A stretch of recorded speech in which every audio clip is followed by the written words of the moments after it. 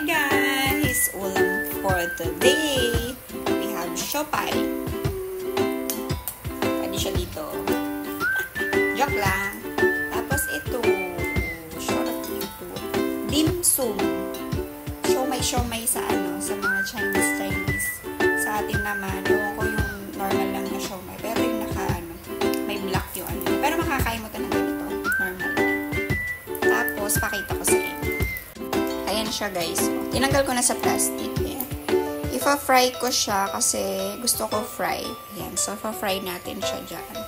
Masarap siya. Natikman ko na kanina yung isa eh. Kahit na-steam mo lang siya. Tapos ito yung siopaw nila. Cute. Sarap, yummy. Ayan. So, ipa-fry natin siya. So, fry-nay ko lang siya na low heat kasi baka ma-overcook na siya. Kasi steam lang dapat nito. Pero, tatry ko din sa fry.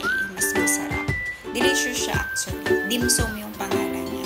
So, trinay lang namin bumili. Bumili ako ng siopaw. Bumili ako ng, ano ba tawag nito? Itong ganito. Siopaw, yan. Tapos, dumpling. I miss dumpling. Na-miss ko talaga yung mga dumpling sa Pilipinas, guys.